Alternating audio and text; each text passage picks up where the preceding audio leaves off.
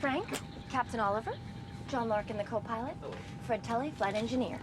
Frank Taylor, Pan Am. Thanks for giving me a lift, boys. Go ahead and take a seat, Frank. We're about to push. What kind of equipment you on? DC-8? 707. You turning around on the red-eye? I'm jumping puddles for the next few months, trying to earn my keep running leapfrogs for the weak and weary. No shame in that. We all did it. Steven Spielberg had committed to directing Catch Me If You Can when the 9/11 terror attacks happened. They pushed the shoot, but he was locked in, and the picture, with its images of strapping Frank Abagnale lying his way onto airplanes, had an eerie accidental symmetry with current events. But really, that was the story of Steven Spielberg, who talked his way into a new life. His next movies would not accidentally touch upon the terror attacks, but rather confront them directly. The Terminal was the first of his movies about what had happened to America in the wake of the 9/11 terror attacks, and in the face of the repressive measures taken by the American government. He would bite down much harder in his following two films, but there's certainly a healthy dose of mistrust in authority, and the kinds of people anxious to stop you at the airport. Them up in the food court. Your Caucasian money is no good here. This is a 15-minute prepaid calling card. You may call home if you like. This, in case we need to contact you, is a pager.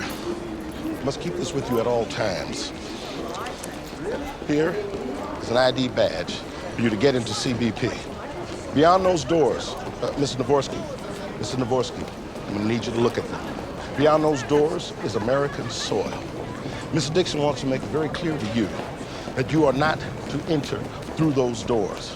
You are not to leave this building. America is closed. America closed. America closed. Spielberg's politics are a curious thing. A believer on the one hand in the beautiful things the American dream can afford an individual or a group of refugees alike, but he remains unconvinced that the right people guard its perimeters.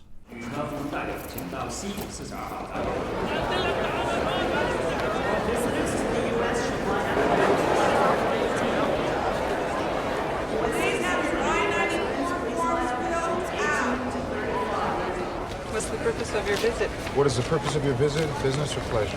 What is the purpose of your visit? Business or pleasure? Just visiting. Shopping. A plaisir. It's a pleasure. Business. How long will you be staying in the United States? Could I see your return ticket, please? What's the purpose of your visit? Business or pleasure? 1 month. Pleasure. Enjoy your stay. Next.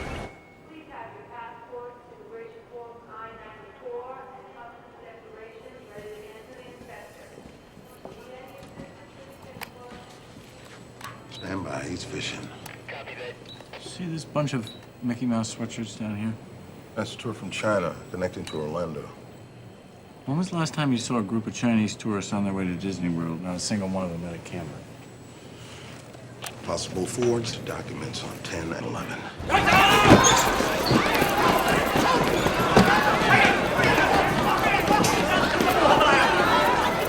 Sir? Sir? Passport? Thank you. Welcome, Mr. Navorsky. Thus, The Terminal, a non-too-subtle update of Michael Curtiz's Casablanca. Like Curtiz, the film isn't after beauty or crystalline mise-en-scène, but rather good little moments and great emotional close-ups when comes the time. Like Casablanca, The Terminal is much concerned with transit papers and citizens learning the customs of a home they want to adopt for however long or brief a time. Liebchen, sweetness hat. What watch? 10 watts. Such much? You will get along beautifully in America. Milia, would you like to get it to bite? Bite to eat?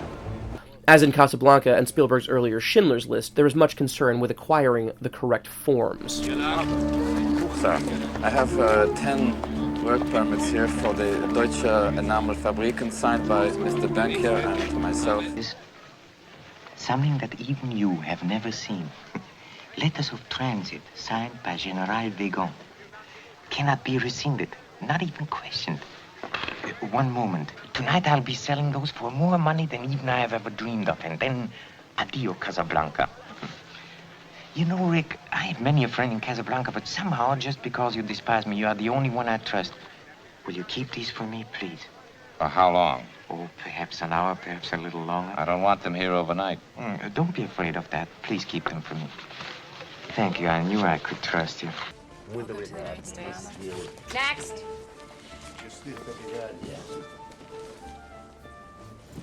I need this. Where's your green form? I can't do anything without your green entry form. Go to the wall. Next! Tom Hanks has come to America to complete a secret task. One we'll later learn involves his father's own cultural envy of America, and the things that only happened in and because the place was, as we so often say, a melting pot. Of course, because this is Casablanca by way of the 21st century, Tom Hanks's Victor Navorsky learns English with a little help from the vulgarity of capitalism and media.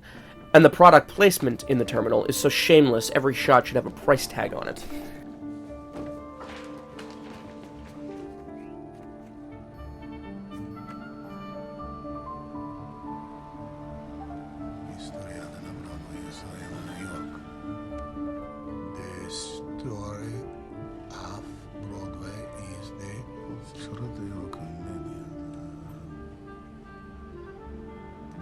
Cost of comedy hit France, which is set in New York. France. France. For every frustrating, pointedly Kafkaesque roadblock in the way of his entry into America, a place that seems less and less hospitable all the time, there is some beautiful reminder that America really is worth all of this trouble.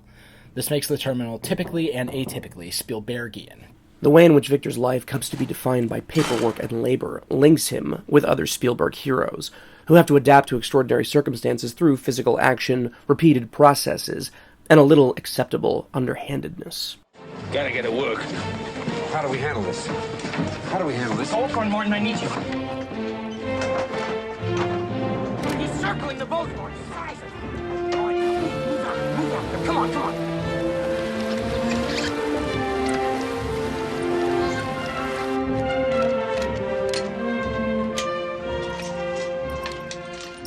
Amity Point Light Station to Orca. This is Amity Point Light Station to Orca. Come in, Orca. Orca, come in. I have Mrs. Mark Brody here. Put her on. Come on, Martin, move! I'm not going out there. Beyond the edge of the barrels. Go to the end of the barrels. Further out. What? Further out. Why? Go further out. What for? Will you go to the end of the pulpit, please? What? Will you please go to the end of the pulpit? What for? I need to have something in the foreground to give it some scale. Foreground my ass! Your husband's all right, Mrs. Brody. He's fishing. He just got a couple of stripers. We'll bring him in for dinner. We won't be long. We haven't seen anything yet. Orca out.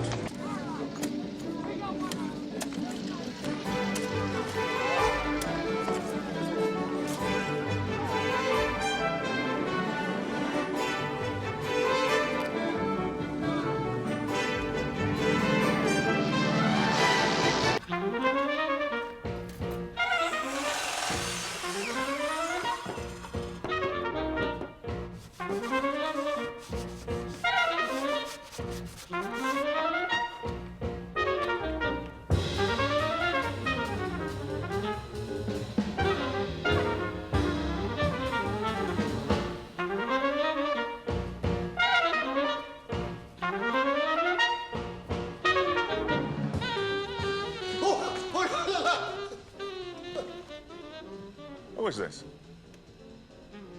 Who are you? There's no one. There's no one here for another 2 weeks. This isn't one of my guys.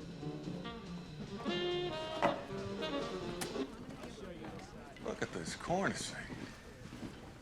This is good work. Must be Harry's crew. You with Harry's crew? Does Harry think he's running this job? I go now. Go? Go where? Get 67. 67. We're 10 months away from 67. He's got to be Harry's. If he's not mine and he's not yours. And Harry's trying to make me look bad. I gotta slow that prick down before he gets to 67. What's your name? Victor Navorsky. Bobby, pull him off Harry's crew, put him on mine. You start 6:30 Monday morning.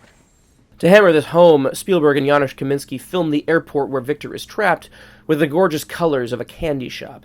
This may be Spielberg's least intricate movie from a shot design perspective, perhaps a deliberate simplification, so as not to over-aestheticize the plight of millions who were unfairly maligned after 9/11 and the invention of the Homeland Security Bureau, but it is one of his most casually breathtaking movies in light and hue. When Victor starts to make friends with the blue-collar workers at the airport, themselves an ethnically diverse bunch, to once more hint that this place ought to belong to everyone who wants a piece of the pie for themselves, Spielberg allows himself a more romantic and Byzantine form of camera movement. Spielberg went on record as saying he wanted a movie that would help people believe in something again. The world was so dark.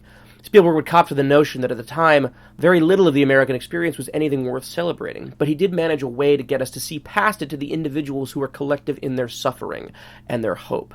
People who have been through the ringer could still want the best for the rest of us. The Terminal made a boatload at the box office, thanks in no small part to the star power of Tom Hanks in the lead role, but it wasn't much thought of at the time. Its decency, as well as its naivete, mark it today as a special sort of a film. A film honest and dishonest in the same gesture, the same wink, looking backwards and forwards, at us, through us, and inside us. It's a nice film. The world does, every now and again, need a nice film.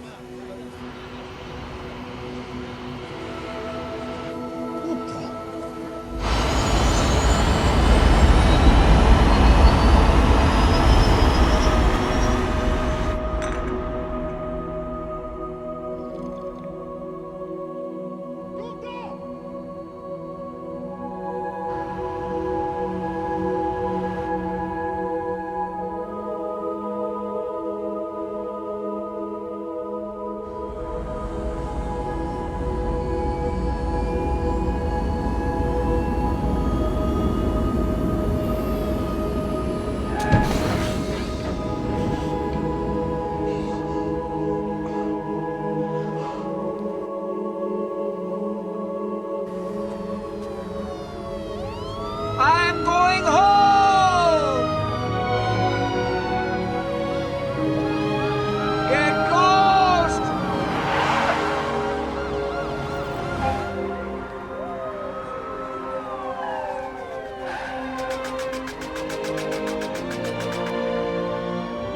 Attention please. Flight 866 to Cambodia will be delayed until further